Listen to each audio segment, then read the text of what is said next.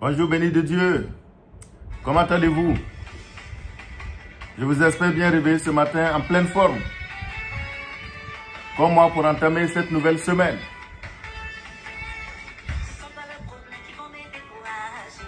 Aujourd'hui nous sommes lundi et comme tous les lundis matins, Dieu nous fait encore grâce d'être réveillés et de nous tenir devant notre petit écran pour animer cette émission, une semaine bénie. Aujourd'hui, c'est l'épisode numéro 21.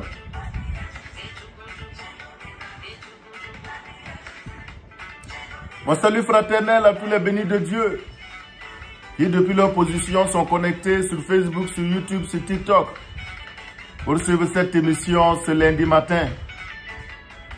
Et merci encore à tous ceux qui ont bien voulu partager les épisodes précédents.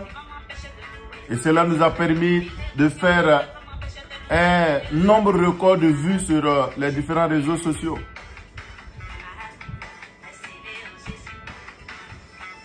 Et je vous demande encore ce matin de partager cette vidéo. Continuez de partager pour permettre à l'audience de grandir et permettre à beaucoup de personnes d'être connectées tous les lundis matins à cette émission et recevoir leur bénédiction. Nous allons toujours avancer. Nous ne marchons pas à reculons. Béni de Dieu, ta vie va toujours avancer. Avancer toujours et encore sans jamais reculer. C'est pourquoi ce matin, alors que nous avons fêté récemment le 8 mars, je veux souhaiter bonne fête et bonne journée de 8 mars à toutes les femmes, à toutes les mamans, à toutes nos épouses et à toutes nos filles qui sont connectées, qui sont des bénis de Dieu. J'espère que la fête s'est bien passée. Je vous souhaite à tous et à toutes bonne fête.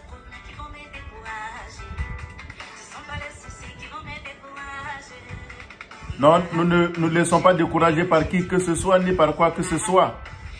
Nous allons continuer d'avancer. C'est pourquoi ce matin, nous allons parler de l'histoire de Harry Potter. Il y a beaucoup de personnes qui ont entendu parler de Harry Potter. Et l'auteur de Harry Potter est une femme. C'est pourquoi à l'occasion de la célébration du 8 mars, nous allons consacrer cette émission aux femmes. Et nous allons parler de l'histoire de Harry Potter ou la détermination d'une femme. Harry Potter est une série de romans qui a connu un grand succès. Et c'est une histoire qui semble au départ une histoire bizarre et banale. Une histoire qui parle d'un élève, d'un enfant sorcier dans une école. Et donc, quand cette femme a écrit son premier ouvrage, elle a cherché des éditeurs, des maisons d'édition. Elle a fait le tour de plusieurs maisons d'édition, environ une douzaine. Toutes les maisons d'édition ont refusé de publier son ouvrage en se disant mais qui va s'intéresser à une histoire de sorcellerie dans une école par des enfants? Ça n'intéresserait certainement pas les enfants. Je ne fais pas l'apologie de la sorcellerie ce matin, non. Mais je vais parler de la détermination de cette femme. Elle est allée vers le premier auditeur qui a rejeté, qui a critiqué sévèrement son histoire, son ouvrage. Mais elle ne s'est pas découragée, elle ne s'est pas arrêtée. Elle est allée encore vers un autre auditeur. Elle a essuyé encore de graves critiques. Elle est allée vers un troisième jusqu'au 12e éditeur. Elle n'a pas eu de gain de cause. Et finalement, c'est une petite maison d'édition en Grande-Bretagne dont le propriétaire est un certain Barry Cunningham, qui a accepté finalement parce que c'est une petite maison d'édition, ils ne sont pas sollicités à tout moment, qui a décidé néanmoins de prendre cet ouvrage et de le publier. Et effectivement, le premier tirage de cet ouvrage, la maison d'édition a fait 500 exemplaires. Et les 500 exemplaires, les 300 étaient destinés à des bibliothèques.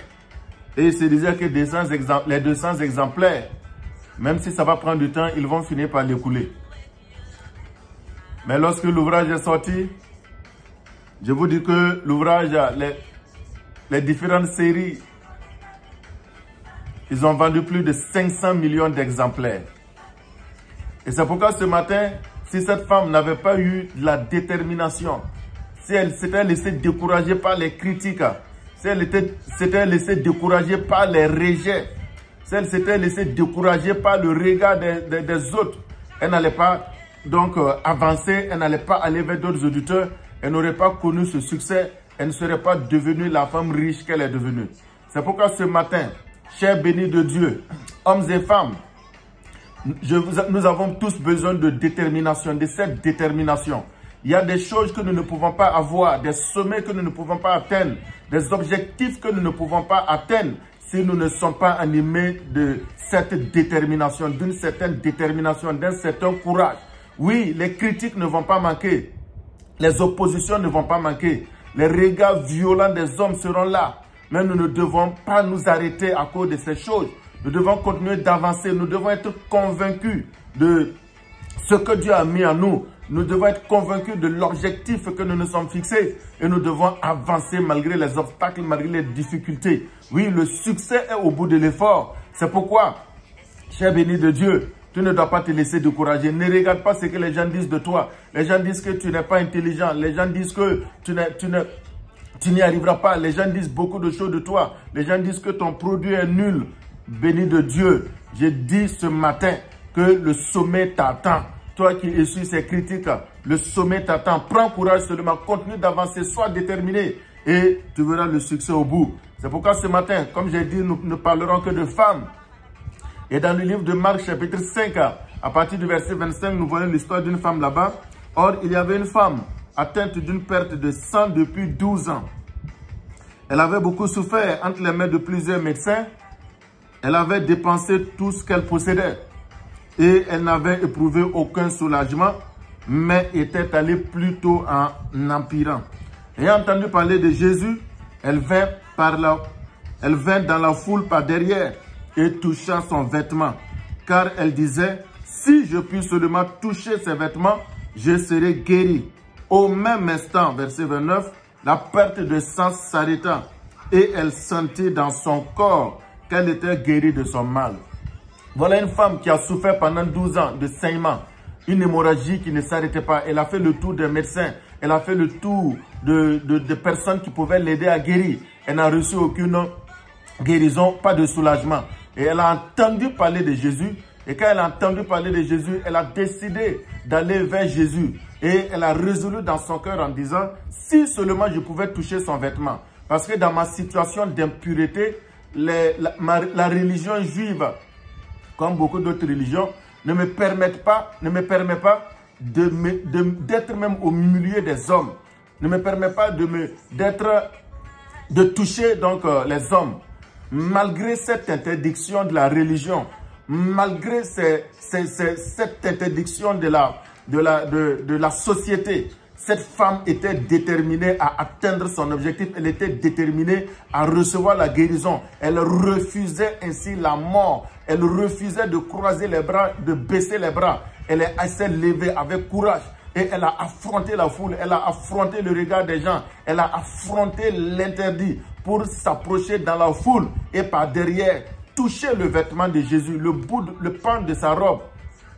Il a dit que lorsqu'elle a touché, instantanément, une puissance est sortie de Jésus et cette femme a été guérie sur place. Après 12 ans à courir, sa détermination lui a donné la guérison, la délivrance en un instant. Oui, toi qui m'entends parler maintenant, quel que soit ce que tu recherches, je te dis, cours, viens à Jésus. N'écoute pas ce que les gens disent. Ne regarde pas au regard des autres, de tes co-religionnaires. Jésus est la solution. Jésus est la vie. Jésus est la guérison. Jésus va te permettre d'atteindre ton objectif.